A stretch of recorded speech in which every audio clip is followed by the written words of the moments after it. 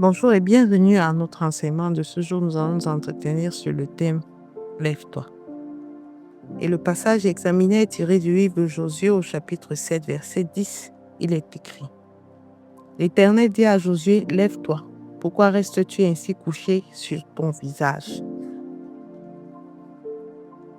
Si nous regardons au début de ce passage, nous verrons au début du chapitre que Josué était abattu à cause du fait que la colère du Seigneur se soit violemment abattue sur son peuple. Cette colère était consécutive à la désobéissance d'Akan, fils de Caleb. Mais Josué, parce qu'il avait déjà pris le leadership, parce qu'il avait déjà pris le contrôle, parce que le Seigneur lui avait déjà donné cette autorité de prendre la relève après Moïse, se sentait responsable de ce peuple et se sentait coupable à cause de la colère de l'Éternel sur eux. Suite aux événements, il a compris que le Seigneur a tourné le dos à son peuple et l'ennemi a pu prendre le dessus sur eux. Mais l'Éternel est fidèle dans toutes ses voies. La Bible nous enseigne qu'il est lent à la colère et riche en bonté. Comme Josué, toi qui penses que c'est fini, toi qui penses que c'était joué d'avance, toi qui penses que le Seigneur t'a tourné le dos, le Seigneur te dit comme Josué, lève-toi. Parce qu'en tant qu'enfant de Dieu, nous marchons dans la victoire. Et quelle que soit notre désobéissance, quel que soit notre péché, le Seigneur est là pour nous tendre la main et pour nous aider à nous relever. Il dit, lève-toi, Josué. Il me dit, lève-toi. Il te dit, lève-toi. Le juste tombe 6 fois et se relève 7.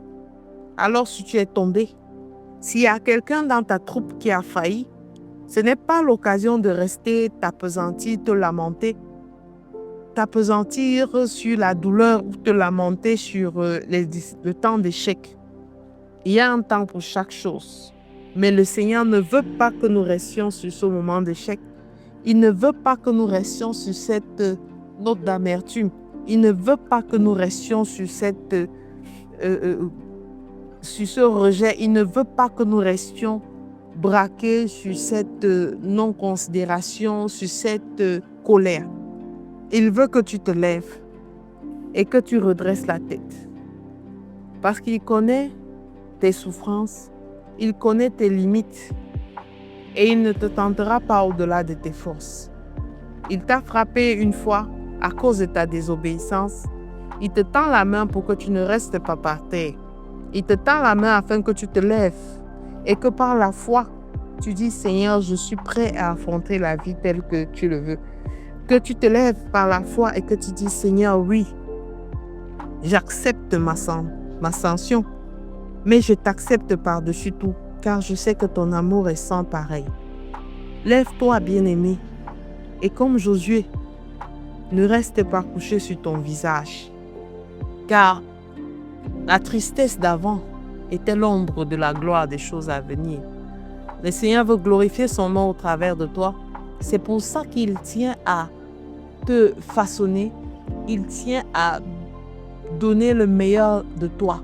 Lorsque l'or est exposé au feu, ce n'est pas pour que la substance qui est en elle soit détruite, mais c'est pour pouvoir avoir la meilleure partie. C'est pour pouvoir exploiter la meilleure part. Alors de la même manière, lorsque tu es soumis aux épreuves, lorsque tu tombes, ce n'est pas pour que tu sois détruit, démoli, ce n'est pas pour que tu sois anéanti, mais c'est pour que le Seigneur te bâtisse davantage, afin que tu sois un réel instrument de témoignage au milieu de son peuple. Parce qu'aujourd'hui, les épreuves que tu as traversées, les erreurs que tu as eu à commettre, te permettent d'être non seulement un leader, mais un réel instrument de témoignage pour la gloire de Dieu. Tu pourras dire à quelqu'un qui souffre, tu pourras dire à quelqu'un qui a commis les mêmes erreurs, Tu pourras dire à quelqu'un qui est passé par les mêmes épreuves que ce n'est pas la fin, mais c'est une autre histoire, c'est un autre apprentissage, c'est une nouvelle phase, c'est une autre manière de découvrir Dieu. Alors, il n'y a pas de quoi regretter les erreurs, il n'y a pas de quoi se culpabiliser, il n'y a pas de quoi continuer d'avancer dans l'amertume, tout au contraire. Il faut effacer toutes ces choses pour pouvoir avancer. Et si tu ne sais pas en même temps ce que la Bible dit, c'est un problème. Le Seigneur te dit aujourd'hui, lève-toi. Lève-toi parce que beaucoup de challenges t'attendent à nouveau. Lève-toi parce que la gloire est à venir. Lève-toi parce que le Seigneur est avec toi. Et par la foi, tu triompheras. Alors, je te recommande de faire cette prière avec moi ce matin, Père éternel. Merci de me donner de triompher, Seigneur. J'ai péché contre toi plusieurs fois.